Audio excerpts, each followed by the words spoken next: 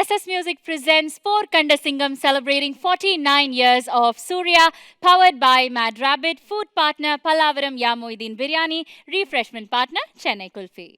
சூர்யாவை பொறுத்த வரைக்கும் ஒரு இந்திய சினிமாவில் ஒரு முக்கியமான ஒரு ஆக்டர் இன்னைக்கு.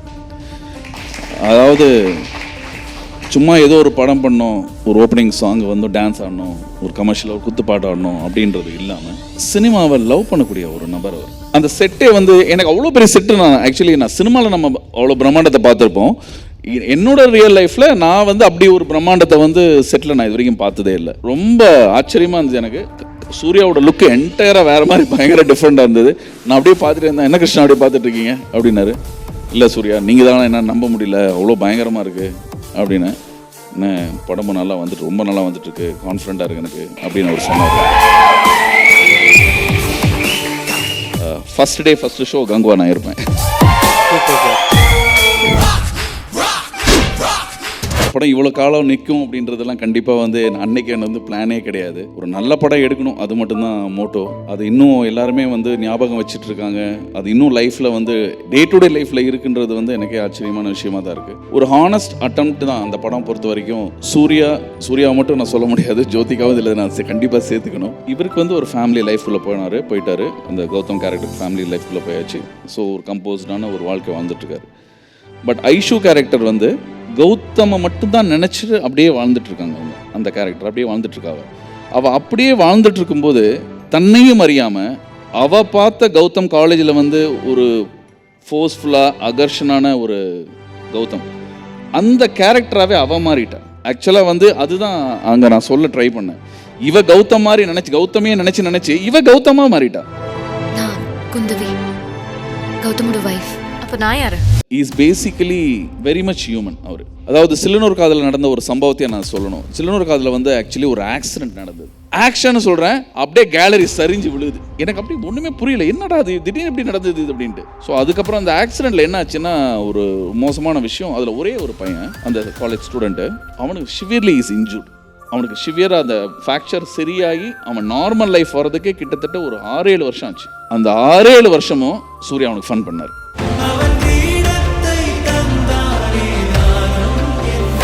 And first of all, உங்களோட wish for Surya, what would you like to say about for his birthday? என்னுடைய முதல் பட ஹீரோ சூர்யான்றதில் வந்து எனக்கு எப்போவுமே ரொம்ப பெருமையான விஷயம்.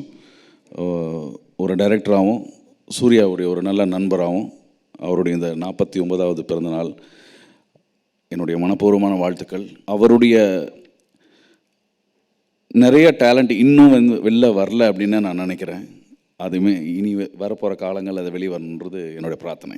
அண்ட் 2006 படம் ரிலீஸ் ஆகுது. கிட்டத்தட்ட 18 இயர்ஸ் தாண்டி ஸ்டில் இன் ஆர் மைண்ட்ஸ் அப்படிங்கும்போது, மைண்ட்ஸ் மட்டும் இல்லாமல் ஸ்டில் இன் ஆர் ஹார்ட்ஸ் அப்படிங்கும்பொழுது மிக சிறந்த ஒரு படைப்பாக அந்த படம் அமைஞ்சிருக்கு. அண்ட் சூர்யா சாரோட 49th தாண்டி 50, 55 எத்தனை வருஷம் நாங்கள் சூர்யா சாருக்கு ஸ்பெஷல் பண்ணாலும் அதில் ஆப்வியஸ்லி நீங்கள் இருப்பீங்க. ஏன்னா because of the film which the magic you and Surya sir has created. And சில்லுனொரு காதல் பற்றி பேசும்பொழுது உங்களுக்கும் சூர்யா சாருக்கும் எவ்வளோ important and close to your heart special sir அந்த படம்? அந்த படம் இவ்வளோ காலம் நிற்கும் அப்படின்றதெல்லாம் கண்டிப்பாக வந்து அன்னைக்கு எனக்கு வந்து பிளானே கிடையாது. ஒரு நல்ல படம் எடுக்கணும், அது மட்டும்தான் மோட்டோ. அது இன்னும் எல்லாருமே வந்து ஞாபகம் வச்சுட்டு இருக்காங்க. அது இன்னும் லைஃப்பில் வந்து டே டு டே லைஃப்பில் இருக்குன்றது வந்து எனக்கே ஆச்சரியமான விஷயமா தான் இருக்குது. ஒரு ஹானஸ்ட் அட்டம்ப்ட் தான் அந்த படம் பொறுத்த வரைக்கும். சூர்யா மட்டும் நான் சொல்ல முடியாது, ஜோதிகாவும் இதில் நான் கண்டிப்பாக சேர்த்துக்கணும். ஏன்னா அவங்களோட சேர்ந்து பூமிகா எல்லாருமே சேர்ந்து ஒரு மேஜிக் க்ரியேட் பண்ணாங்க. And last but not least AR Rahman sir. So இந்த மேஜிக் வந்து இன்றைக்கி வரைக்கும் நடந்துகிட்ருக்குன்னா ஒரு கதை நான் எழுதிடலாம், ஒரு நல்ல ஸ்க்ரீன் ப்ரெசன்ஸ் கொண்டு வந்துடலாம். பட் யாருடைய முகம் வந்து அதை அந்த மேஜிக்கை க்ரியேட் பண்ணுறதுங்கிறது தான் வந்து எப்போவுமே முக்கியமான விஷயமா இருக்கும் எனி ஃபிலிம் மேக்கர். ஸோ அந்த படம் இன்றைக்கி வரைக்கும் எல்லாராலையும் பேசப்பட்டுருக்குன்னா அது சூர்யா ஃபீச்சர் பண்ணுறதுனாலையும், ஜோ ஃபீச்சர் பண்ணதுனாலையும், பூமிகா ஃபீச்சர் பண்ணதுனால தான் நான் நினைக்கிறேன். நான் அதை தவிர வேறு யாராவது அது கேஸ்டிங் போட்டிருந்தேன். ஆக்சுவலி சொல்லப்போனால் வேறு நிறைய பேர் இதுக்கு முன்னாடி அந்த படம் பண்ணுறதுக்காக பிளான் பண்ணோம். ஆனால் கதை எழுதும்போதே வந்து குந்தவி கேரக்டர் வந்து ஜோதிகா தான் பண்ணுவாங்கன்றது நான் தீர்மானம் பண்ணிட்டேன். மற்றது எல்லாமே வந்து அதுக்கப்புறம் ஃபால் இன் பிளேசஸ் தான். பட் அது சூர்யா பண்ணதுனால தான் இன்னும் அது நிலச்சி நிற்குன்னு நினைக்கிறேன். அண்ட் இன்னொரு பக்கம் காக்கா படத்தோட கோ டைரக்டராகவும் இருந்திருக்கிறீங்க. ஸோ அங்கேயுமே இதே காம்பினேஷன் அங்கேயும் இருந்திருக்கு. ஸோ எழுதும் போது யோசிக்கிறதுன்றது வேறு. சார் நீங்கள் எழுதும் போது குந்தவை ஜோதிகான்னு ஃபிக்ஸ் பண்ணி தான் எழுதுனேன்னு சொல்லியிருந்தீங்க. அதை தாண்டி அந்த காம்போ பார்க்கும்போது எனக்கு இது ரெப்ளிகேட் பண்ணணும், இதே காம்போ என் படத்தில் இருக்கணுன்ற ஐடியாஷன் உங்களுக்கு அங்கேயே வந்ததா இல்லை it happened after that sir? அது கோஇன்சிடென்சல் தான். அதாவது அப்படி ஒரு பிளான்லாம் பண்ணல, எழுதியாச்சு. எழுதும்போது குந்தவை கேரக்டரை ஜோதிகா பண்ணால் நல்லாயிருக்கும் அப்படின்றது நினச்சேன். பட் சூர்யா இருந்தார்னா நல்லா இருக்கும் அப்படின்றது என்னோடய ஃபஸ்ட்டு ஒரு இன்ஸ்டிக்ட் சொல்லிச்சு. பட் அதை வந்து அந்த டைமில் காக்கா டைம்லேயே நரேட் பண்ணேன் அவருக்கு. அப்போது அவருக்கு ஒரு சின்ன ஹெசிடேஷன் அது பண்ணுறதுக்கு இருந்தது பிகினிங்கில். பட் அதுக்கப்புறம் லேட்டர் தான் அவர் அதை அக்செப்ட் பண்ணார் ஆக்சுவலாக. ஏன் அந்த ஹெசிடேஷன் சார்? ஃபஸ்ட்டு அவர் ஹெசிடேஷன் சொல்லியிருந்தீங்க, லேட்டாக தானே, எதனால் அது? அது என்ன காரணம் அப்படின்னா, அந்த டைமில் எந்த ஹீரோஸ்க்குமே ஆக்சுவலி ஒரு 8 வயசு குழந்தைக்கு அப்பாவாக நடிக்கிறதுக்கு எல்லாருமே தயங்கினாங்க அந்த டைமில். ஸோ அண்ட் ஆல்சோ சூர்யாவும் பார்த்தீங்கன்னா அவரோட கிராஃபில் வந்து அப்போ தான் ஒரு பிகினிங் ஸ்டேஜில் ஒரு அடுத்தடுத்த லெவலுக்கு அவர் வந்துட்டுருக்கிறாரு. ஸோ ஒரு ஃபேமிலி மேனாக நம்ம வந்து போய் சேர்ந்தோன்னா அந்த எப்படி அதை அவங்க அதை கனெக்ட் பண்ணுவாங்கன்றதுல எல்லாருக்கும் ஒரு சின்ன டவுட். நிறைய ஹீரோஸ் நான் வந்து எல்லாருக்குமே அந்த டவுட் இருந்தது அந்த டைமில். இன்ஃபேக்ட் நான் பேர் சொல்ல விரும்பல, ஒரு பெரிய ஹீரோ அவர் தான் என்னோடய ஃபஸ்ட்டு நான் அப்ரோச் பண்ணேன். அவர் சொன்னார், இந்த எல்லாமே ஓகே, ஸ்கிரிப்ட்லாம் ஓகே, இந்த குழந்தைய மட்டும் எடுத்துட்டேன்னா நான் பண்ணுறதுக்கு நடிக்கிறதுக்கு ரெடியாக இருக்கேன் அப்படின்ட்டு. பட் எனக்கு என்ன தோணுச்சுன்னா, ஒரு குழந்தை இல்லாத ஒரு ஹஸ்பண்ட் அண்ட் ஒய்ஃப் வந்து ஒரு ஃபுல்ஃபில்லான ஃபேமிலியாகவே இருக்காது. ஸோ அதனால் நான் அதை நான் அன்றைக்கி ஒத்துக்கலை. பட் சூர்யா வந்து அதுக்கப்புறம் லேட்டர் அக்செப்ட் பண்ணார். திடீர்னு அவரே ஒரு நாள் கால் பண்ணார். அதுதான் ரொம்ப ஆச்சரியமான விஷயம். ஆக்சுவலி அதுக்கப்புறம் நான் விட்டுட்டேன், மறந்துட்டேன். ஸோ ஃபுல்லமாக ஆக்சுவலி ப்ரொடக்ஷன்லாம் ஹீரோவே இல்லாமல் ஸ்டார்ட் ஆகிடுச்சு. ஸ்டார்ட் ஆகி அது மாதிரி ரெக்கார்டிங்லாம் பண்ணியாச்சு. சாங்கெல்லாம் முன்பே வா சாங் ரெக்கார்ட் பண்ணியாச்சு. அப்புறம் இன்னொரு song I didn't remember that. ரெக்கார்ட்லாம் பண்ணி அந்த டைமில் சூர்யா ஒரு நாள் திடீர்னு சர்ப்ரைஸாக கால் பண்ணார். கால் பண்ணி உங்களுக்கு ஹீரோ கிடச்சிட்டானா அப்படின்னு கேட்டார். இல்லை சூர்யா அப்படின்னு. சரி வாங்க வீட்டுக்கு வாங்க அப்படின்னாரு. நேராக போனேன். கண்டிப்பாக ஒரு ஏன்னா இது வந்து ஒரு கேஷுவல் கால் தான். ஏன்னா சூர்யா வந்து சும்மா அடிக்கடி கால் பண்ணுவார், நாங்கள் மீட் பண்ணுவோம், இது குவைட் காமன். அதனால் அன்றைக்கி நான் எதுவும் எடுத்துக்கல, நான் பாட்டுக்கு சாதாரணமாக தான் போனேன். வேறு எதுக்கோ கூப்பிட்றாரு போட்டிருக்கு அப்படின்னு, நானே ஹீரோ பண்ணுறேன் அப்படின்னாரு. எனக்கு அப்படியே ஒரு நிமிஷம் அப்படியே எல்லாரும் ட்ரீம்ஸ் அப்படியே கம் ட்ரூ அப்படின்ற மாதிரி இருந்தது. சீரியஸாக சொல்கிறீங்களான்னு? பண்ணுறேன் கிருஷ்ணா, அனௌன்ஸ் பண்ணிடலாம் நாளைக்கே அப்படின்னாரு. ஸோ அப்படி தான் இந்த மேஜிக் நடந்தது. அண்ட் இன்னொரு பக்கம் கோயம்புத்தூர் போகும்பொழுது கேஜி சினிமாஸ் முன்னாடி எப்போயாவது கிராஸ் பண்ணுறோன்னா அங்கே இருக்கிறவங்க மக்களே இன்னும் கமிட் பண்ணுறது சில்லுன்னு ஒரு காதல் வீலிங் சீனு இங்கே தான் அது அப்படின்ற மாதிரி அந்த ஜங்ஷனே லிட்ரலி சில்லுன்னு ஒரு காதல் ஜங்ஷன் மாதிரி ஆயிடுச்சு. பிகாஸ் இதை மென்ஷன் பண்ணி ஏன் நான் சொல்கிறேன்னா, அந்தளவுக்கு லைஃபோட கலந்த படத்தினுடைய பிஹைண்ட் தி ஸ்க்ரீன்ஸில் என்னெல்லாம் நடந்துச்சு, சூர்யா சார் கூட உங்களோட லைஃப் எப்படி இருந்தது, அதெல்லாம் தெரிஞ்சுக்கணுன்னு தான் ஆசை. So I like to start with this initial narration sir. First script நரேஷன்லேருந்து ஆரம்பிக்கணும்னு நினைக்கிறேன். நீங்கள் நரேட் பண்ணும்பொழுது அவர் என்ன மாதிரி ரியாக்ஷன் கொடுத்தாரு, ஆஃப்டர் நரேஷன் என்ன மாதிரி இன்புட்ஸ் கொடுத்தாரு, உங்களோட அந்த டிஸ்கஷன் எப்படி சார் இருந்தது, ஸ்கிரிப்ட் டிஸ்கஷன்ஸ்? ஆக்சுவலி அவர் எப்போவுமே ஒரே நரேஷனில் ஓகே சொல்ல மாட்டார். அவர் வந்து மல்டிபிள் நரேஷன் போவோம் அவர்கிட்ட. அண்ட் ஈவன் தோ அவர் வந்து ஷூட்டிங் ஸ்பாட்டில் கூட இன்றைக்கி நம்ம ஒரு சீன் ஷூட் பண்ணுறோம் அப்படின்னா அந்த சீன் வந்து எடுக்கிறதுக்கு முன்னாடியும் சரி எடுத்த பின்னாடியும் சரி அன்றைக்கி நைட்டு வந்து டெஃபினட்டாக வந்து எடுத்த சீனை பற்றி கண்டிப்பாக டிஸ்கஸ் பண்ணுவார். அதை பற்றி ஒரு எவ்ரிடே ஒரு ஆஃப் அன் ஹவராவது அதை பற்றி போவோம். அப்படி ஒரு டிஸ்கஷன் போவோம். அப்புறம் நான் கரெக்டாக பண்ணனா, நான் கரெக்டாக வந்துச்சா, நீங்கள் நினச்சது கரெக்டாக இருந்ததா, எல்லாமே வந்து அந்த ஆஸ்பெக்ட்ஸ் எல்லாம் கேட்பார் அவர். ஆக்சுவலாக நான் இன்னொரு ஸ்கிரிப்டும் நான் சொல்லிடுறேன், இது வரைக்கும் நான் சொன்னதே இல்லை. ஆக்சுவலி இன்னொரு ஸ்கிரிப்டும் வந்து அவருக்கு நான் சொல்லியிருந்தேன். ஏன்னா அவர் வந்து ஃபஸ்ட்டு தயங்கின டைமில் அவருக்கு ஆக்சுவலி இன்னொரு ஆக்ஷன் ஸ்கிரிப்ட் ஒன்று அந்த டைமில் ஒன்று நான் நரேட் பண்ணியிருந்தேன். ஆனால் இந்த படம் ஒத்துக்கிறதுக்கு முன்னாடி கடைசி அவர்கிட்ட ஒரே ஒரு கேள்வி கேட்டார். இந்த 2 ஸ்கிரிப்ட் எனக்கு சொல்லியிருக்கீங்க, எனக்கு 2மே ஸ்கிரிப்டாக பிடிச்சிருக்கு, எது பண்ணுனா இப்போ சூப்பராக அடிக்கலாம் அப்படின்ற ஒரு கான்ஃபிடண்ட்டாக ஒரு வார்த்தை மட்டும் நீங்கள் சொல்லுங்கள், அது நம்ம போகலாம் அப்படின்னாரு. அப்போது நான் சொன்னேன், இல்லை சில்லுன்னு ஒரு காதல் பண்ணலாம் அப்படின்னு. ஓகே கண்ணை மட்டும் போயிடலாம் முடிங்க அப்படின்னாரு. ஸோ அந்த மாதிரி ஒரு கான்ஃபிடென்ஸ் அவருக்கு வந்துருச்சுன்னா எப்போவுமே அதுக்கு பின்னாடி டைரக்டர் அதில் எவ்வளோ கான்ஃபிடென்ட்டாக இருக்கார் அப்படின்றது தான் ஃபஸ்ட்டு அவர் டெஸ்ட் பண்ணுவார்.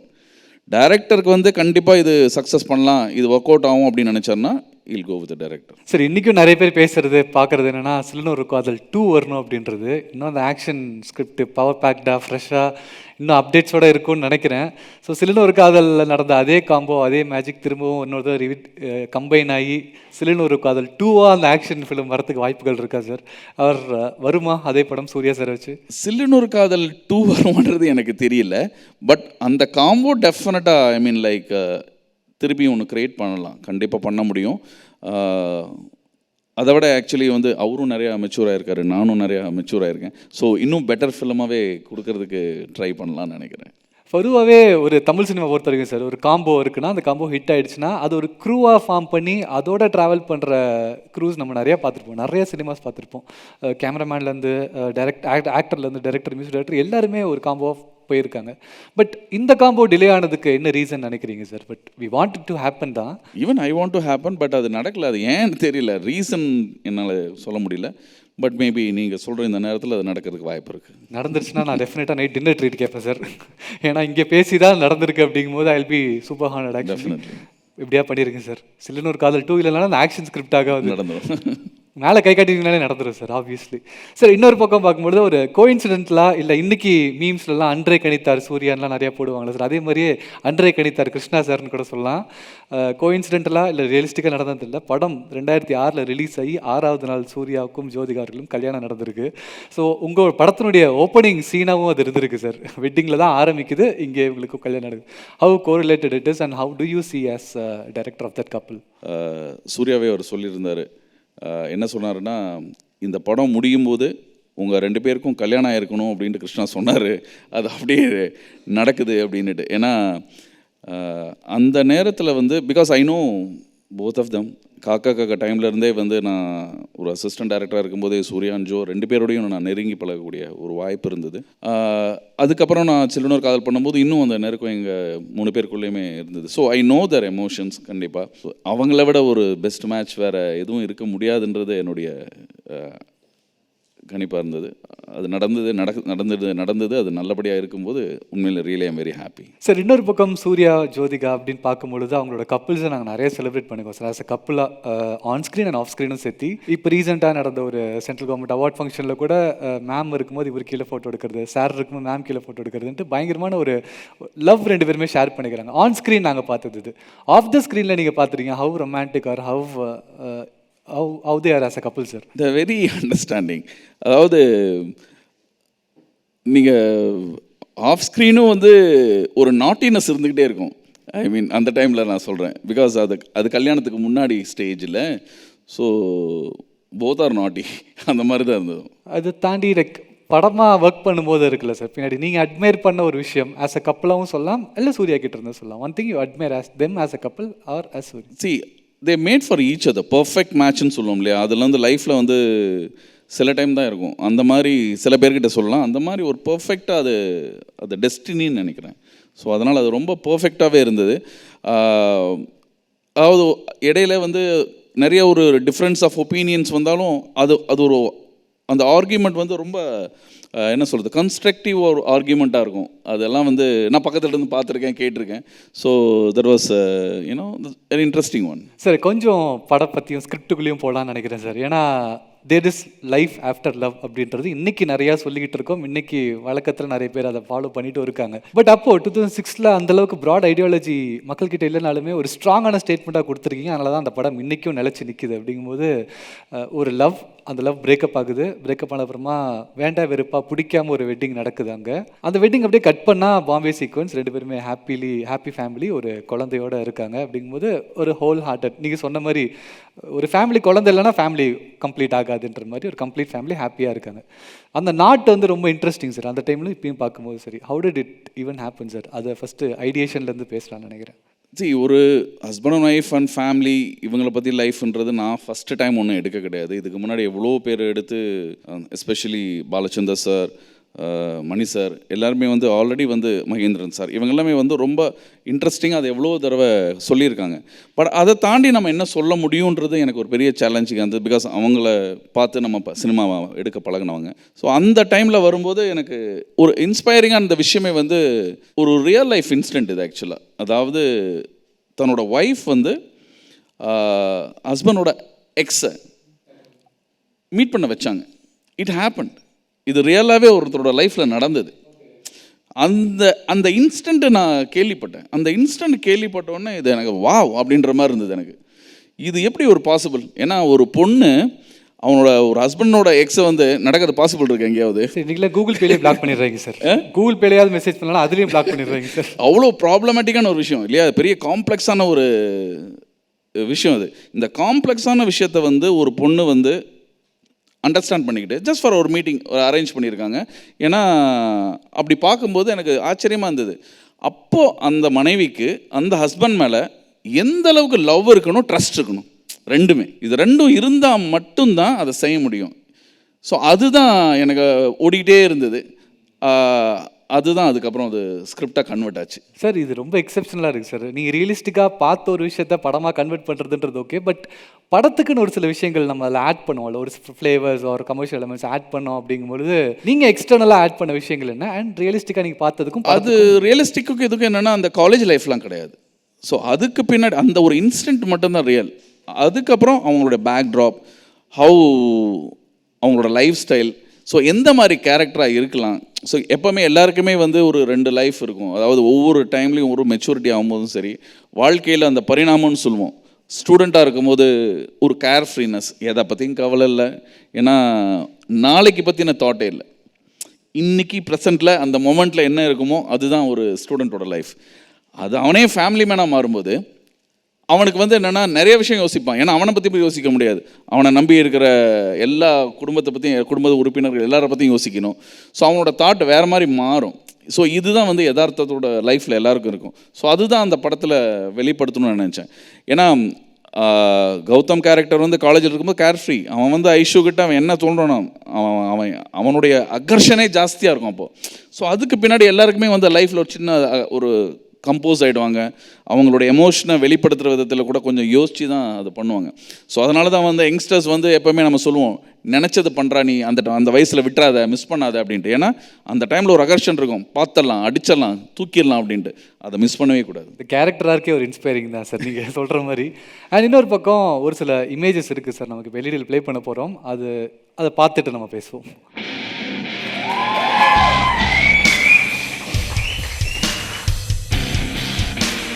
சார் இந்த மியூசிக்கும் சரி பல பேரோட ரிங்டோனாக இருக்கும் 3 டென்ஸ்லேயுமே சார். அண்ட் இந்த டைலாகும் உட்பட நான் காலேஜ் படிக்கும் போதுமே சொல்லி தெரிஞ்சது தான், இப்பயும் சொல்லி தெரியுறாங்க. 2Kலையுமே கனெக்ட் ஆகிருக்கு. செகண்ட் இயர்லேருந்து காலேஜ் என் கண்ட்ரோல் பண்ணுறது அப்படின்ற டைலாக் சார். காலங்கள் தாண்டி இந்த டைலாக் நிற்குது அப்படிங்கும்போது அதுக்கு காரணம் 2 விஷயம். ஒன்று அந்த டைலாக் எழுதுன அந்த கை, இன்னொன்று அதை பெர்ஃபார்ம் பண்ண அந்த உருவம். இது 2 தான். ஸோ இந்த மொமெண்ட்டை பற்றி பேசலான்னு நினைக்கிறேன். ஆக்சுவலி இது வெரி இம்பார்ட்டன்ட், நல்ல கேள்வி இது. ஆக்சுவலாக என்னென்னா இந்த ஷார்ட் எடுக்கும்போது கோயம்புத்தூர் அக்ரிகல்ச்சர் யூனிவர்சிட்டியில் தான் இந்த ஷார்ட் எடுத்தேன்.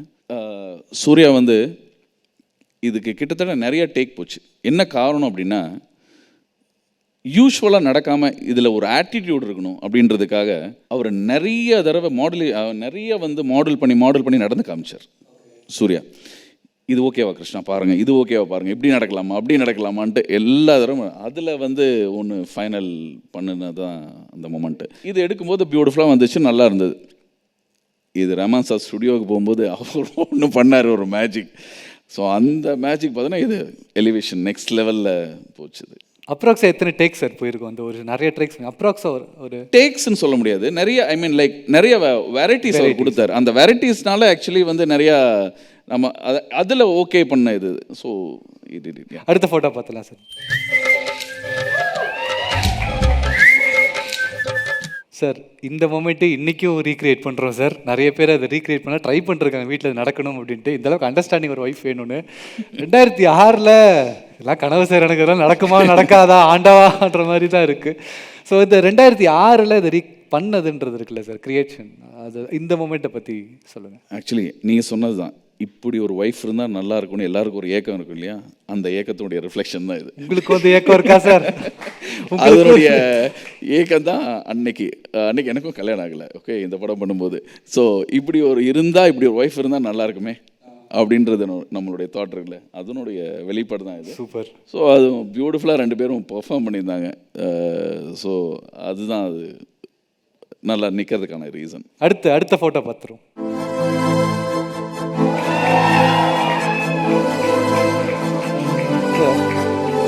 இதை பற்றி ஆல்ரெடி பேசிட்டோம் சார். பட் ஸ்டில் என்னன்னா, இது கம்ப்ளீட்டாக ஒரு டிரான்சிஷன் நான் பார்க்குறேன் சார். காலேஜ் டைமில் ஆட்டிடியூடாக இருந்த சூர்யா கல்யாணத்துக்கு அப்புறம் கொஞ்சம் சட்டிலாக மாறுறாரு. அதே காலேஜ் டைமில் சட்டிலாக இருந்த பூமிகா இந்த கல்யாண சீனுக்கு அப்புறம் ஆட்டிடியூட் மாறுறாங்க. ஒரு மாதிரி சேஞ்ச் ஆஃப் டிரான்சிஷன் கேரக்டர்ஸ்குள்ளேயே. அது எப்படி சார் எழுதுட்டீங்க? இவருக்கு வந்து ஒரு ஃபேமிலி லைஃப்குள்ளே போயிட்டார். அந்த கௌதம் கேரக்டருக்கு ஃபேமிலி லைஃப்குள்ளே போயாச்சு. ஸோ ஒரு கம்போஸ்டான ஒரு வாழ்க்கை வாழ்ந்துட்டுருக்காரு.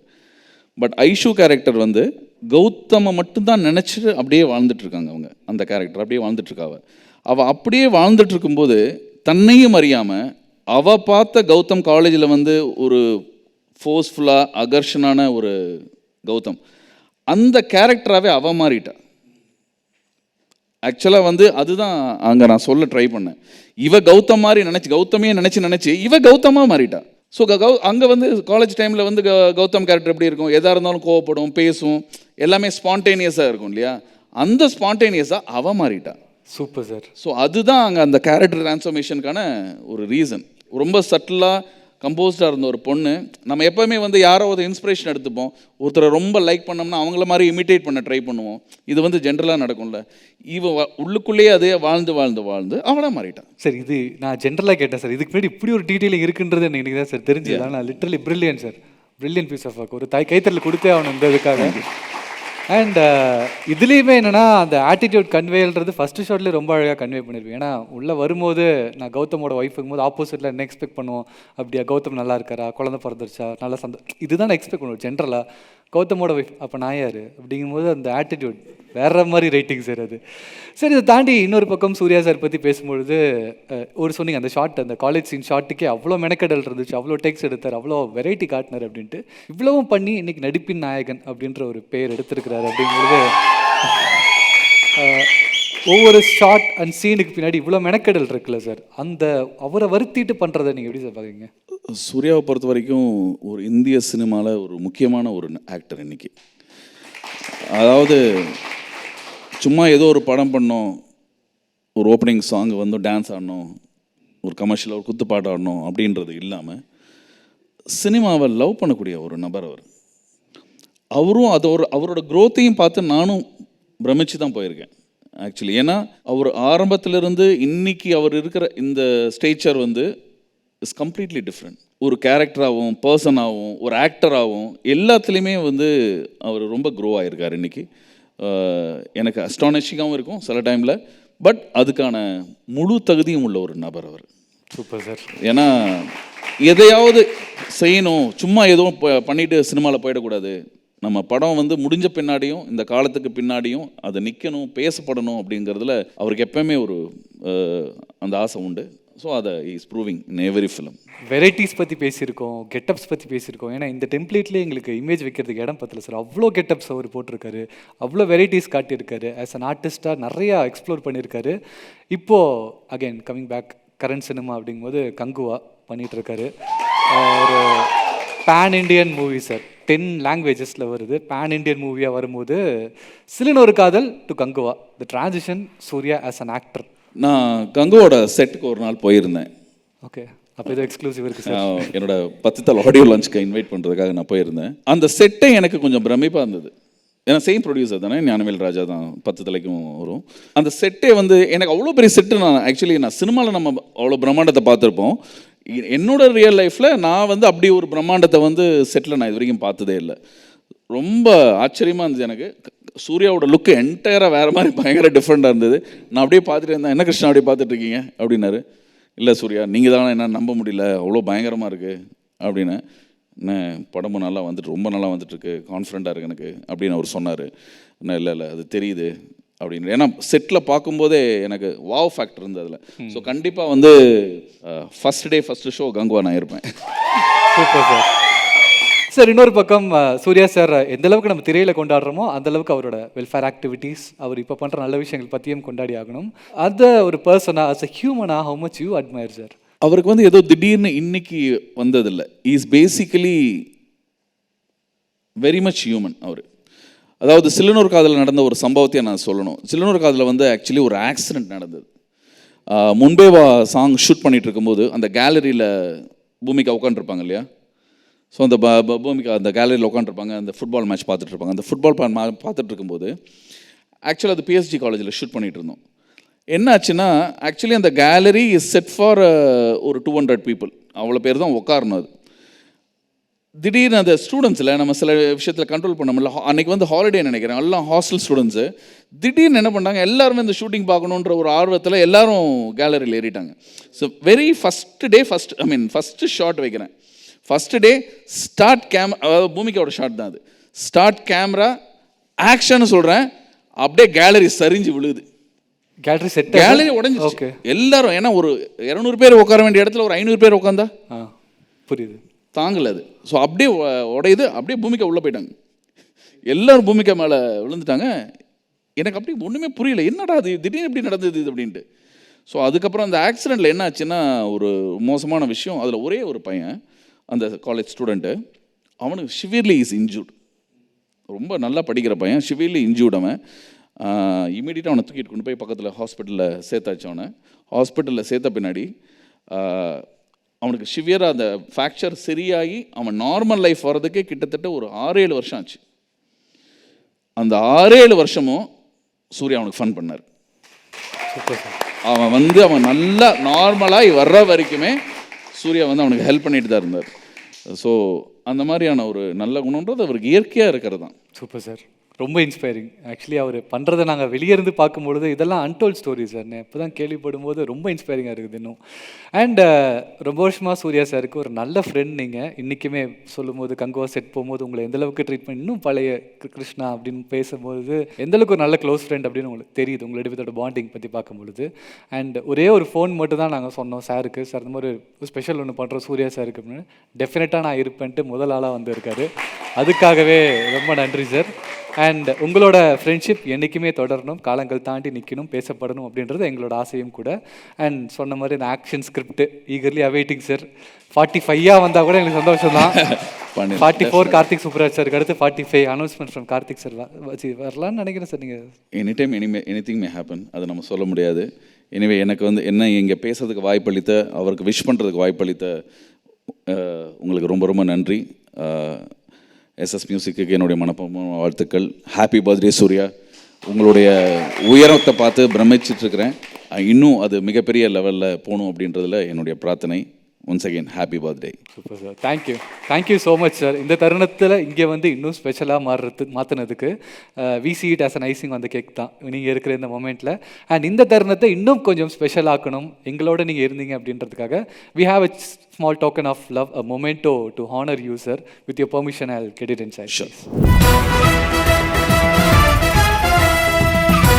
SS Music presents Four Kanda Singham celebrating 49 years of Surya, powered by Mad Rabbit, food partner Pallavaram Yamuideen Biryani, refreshment partner Chennai Kulfi.